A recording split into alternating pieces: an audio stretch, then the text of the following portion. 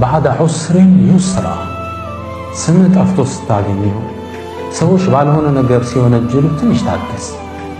በትዕግስት ያዝ አድርገው ነገሮቹ ተለውጠው ታገኛቸዋል። ሰዎቹ ካሙ በኋላ ሲያወድሱ ታገኛቸዋል።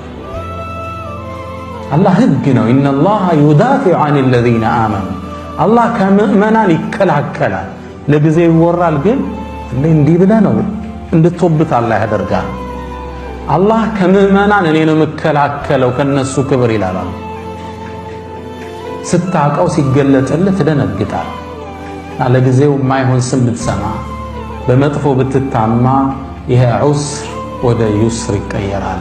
መጠራጠር የለብንም። የጁረይጅን ታሪክ ላንሳላችሁ። የተለያዩ ሐዲሶች ላይ ተዘግቧል። ጁረይጅ በበኒ እስራኤል ዘመን የሚኖር ዓቢድ ራሂብ ነበር። አላህን በጣም የሚገዛ የአካባቢው ዘመን ፈሳድ ስላልተመቸው ከፍ ያለ ቦታ ላይ ሰው መዓ የአምልኮ ቦታ ሰራ፣ ብቻው የሚኖርበት። በእኛ አገር ኸልዋ ነው የምንለው። ልክ እንደዛ አይነት በጭቃ ሰርቶ ለብቻው ሆነ። በኒ እስራኤል ማለት አብናኡ ያዕቁብ ማለት ነው። የያዕቁብ ዘሮች ምን ይባላሉ? እስራኤል የሚለው ያዕቁብ ማለት ነው። ያዕቁብ የኢስሐቅ ልጅ ነው። ኢስሐቅ ደግሞ የማን ልጅ ናቸው? ኢብራሂም ዓለይሂ ሰላም። ወበሸርናሁ ቢኢስሐቅ ወሚን ወራኢ ኢስሐቅ ያዕቁብ። አብናኡ ያዕቁብ ማለት ነው።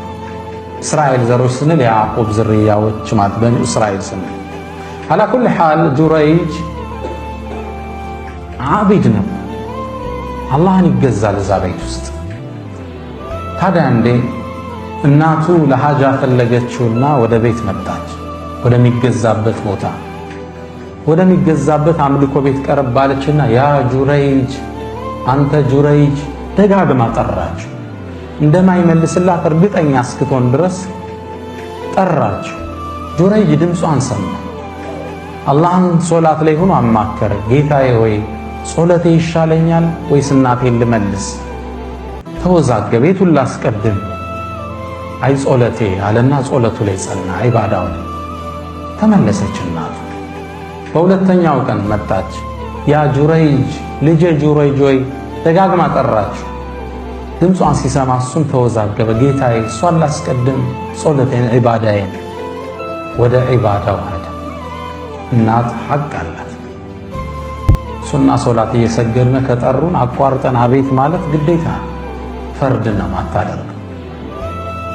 እንኳን እንደዚህ 2 ወር ሳትደውልላት እዚህ መቀመጥ ቀርቶ ስትጠራ በየሳምንቱ ድምፅህን ስትሰማ ሐሴቷ ከባድ። ሶስተኛ ቀን መጣች። ፀሐይ በጣም ሆኖ ነበር። ተተወቀዑ ሸምሰ ቢየዲሃ ይላል። ፀሐዩን በእጇ እንዲህ እየተከላከለች መጣች። ያ ጁረይጅ ጠራችው። ሊመልስላት ፈቃደኛ አይደለም። ወደ ዒባዳው ቀጠለ። ያኔ እናት ብትሆንም ተበሳጨች። ሰዋዊነቷ አሸነፋት። ያኔ ምናለች? የኔም ፊት ማየት ነው ቢያልከው አላሁመ ላ ቱሚትሁ ሐታ ቱሪ ውጁሀል ሙሚሳት። አላህ ሆይ የዝሙተኞችን ፊት ሳታሳይ እንዳትገለዋል። ከባድ ርግማ። ከቀናቶች አለፉ። ይሄ እናት ዱዓ ላይ ደርሷል። ጁረይጅ ከሚሰራው ዒባዳ የተነሳ በአካባቢው ማህበረሰብ ሷሊሕ ሰው ነው ተብሎ ይወራለት ጀመር። አንዴ በኒ እስራኤሎች ተቀምጠው ባሉበት መድረክ ላይ ስለሱ ዒባዳ ሲነሳ የተወሰኑት ሒስድ ገባቸው። ይሄ ሰው ሊወደሳል ማን ነው የሚያጠፋልን ሲሉ አንዲት በጣም ቆንጆ ሴት ነበረች። እሱንም እኔ ነው ጉድ ምሰራላችሁ አለች። ትችያለሽ? አዎ ጎኦን አላት። ቀጥይ። በጣም አምራ ለባብሳ ተውባ ሽቶዋን ተቀባብታ ጁረይጅን ልታሳስት ወደ አምልኮ ቦታው አካሄደች። በረሃው ላይ ሄደችና አባበለችው። አላህን በጣም ፈሪ ነበር። ፊት ልሰጣት ፈቃደኛ አይደለም። ሞከረች፣ ደከመች፣ ሽንፈት መሰላት። በቁንጅናዬ ለምን ያላማለልኩት? መጨረሻ ወደ ጁረይጅ መውጫ ቦታ ላይ የሚታወቅ አንድ እረኛ አለ። ከእርሱ ጋር ዚና ሰራች። ከእርሱም አረገዘች። ልጁንም ወለደችው። እንደወለደችው የአንግቧን ልታሳካ ሕፃኑን ይዛ መጣ ወደ ሰዎቹ። ይሄው የጁረይጅ ልጅ አለች። ሰው የዚህ ያህል የሸር ጥግ ይሄዳል። ከዛ በደስታ ዘለሉ። እሱን ሊያዋርድ ወደ ቤቱ መጡ። ቤቱን አፈራረሱት። እሱን አወጡና መምታት ጀመሩ። ማለኩም ምን ገጠማችሁ? ለምን ነው የምትመቱኝ? ይጮሃል እሱ። በጣም መቱት። ምን መታ ይጠፋል? የሰራውን ስራ ምን ሰራው? እዚች ሴት አርግዘሃል። በጭራሽ አላቃትም። አርግዘሃል። እሺ ትንሽ ደቂቃ ስጡን። ለቀቁት። ውዱ አደረገ፣ ሶላት ሰገደና ሕፃኑን አምጡልኛል። ካመጡት በኋላ ልጁን እዚህ ሆዱ ላይ መታ መታ አድርጎ ያ ጉላም አንተ ሕፃን ልጅ ሆይ፣ ሐዲሱም ይነግሩም አልናቸው ነቢይ መሐመድ ሰለላሁ ዐለይሂ ወሰለም። አላሁመ ሰሊ ወሰለም ዐላ የበኒ እስራኤል ታሪክ መዘው እያስተዋወቁ ነው። ያ ጉላም መን አቡክ፣ አባትህ ማን ነው አለው። ነቢይ አይደለም ጁረይጅ፣ ግን የቂኑ አላህ ዘንድ ያለው እዚህ ጥግ ነው። በሚታወቀው ህጋችን ሕፃን ልጅ አያወራ ገና የሚጠባ ሕፃን፣ ግን የቂን አላህ አላህ ዘንድ ያለው እርግጠኝነት ጥልቅ ነበር። ያ ጉላም መን አቡክ፣ አባትህ ማን ነው አለው። አቢ እንትና ነው ያ እረኛው ብሎ ተናገረ። ይህን ክስተት ማን ይሰማል? በኒ እስራኤሎች። ልክ ይህን ሲሰሙ እግሩ ጋር ወደቁ።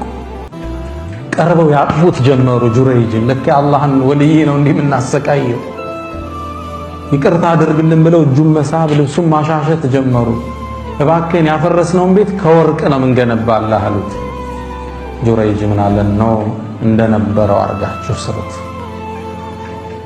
ባዕደ ዑስሪን ዩስራ። ስምህ ሲጠፋ ስታየው የሚከላከልልህ ማለት አላሁ ሱብሓነሁ ወተዓላ። አሸባሪ ብለው የሆነ ዶክሜንተሪ ካሳዩ 9 ሰዓት ላይ ጠብቀው ሌላ ነገር ይወጣል። ግልጽ ነው።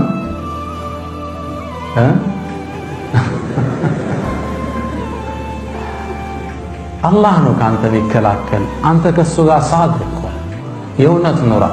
አላህ ህይወት ላይ ውጥረቶች ስታይ ምን ይከተለዋል? እፎይታ ይከተለዋል። ይህ የዩኒቨርሱ ህግ ነው። አላህ ምድር ላይ ካስቀመጣቸው ህጎች ውስጥ አንዱ ይህ ሆኖ እናገኘዋለን። አራተኛ ልጠይቅህ፣ ህይወት እንዳልተሳካል ይሰማሃል? ስራዎች አንዱ ስራ ብትገባው ሌላኛው ብትወጣው እንዳልተሳካ እየተሰማህ ነው? ትዳርስ ብላ ያስከው ነገር ደስታ አጣህበታል? የህይወት ውጣ ውረድ ረፍት ነስቶሃል? ይሄ ማይለወጥ መስሎ ተስፋ መቁረጥ ውስጥ ገብተሃል? አብሽር፣ የአላህ ድል ቅርብ ነው።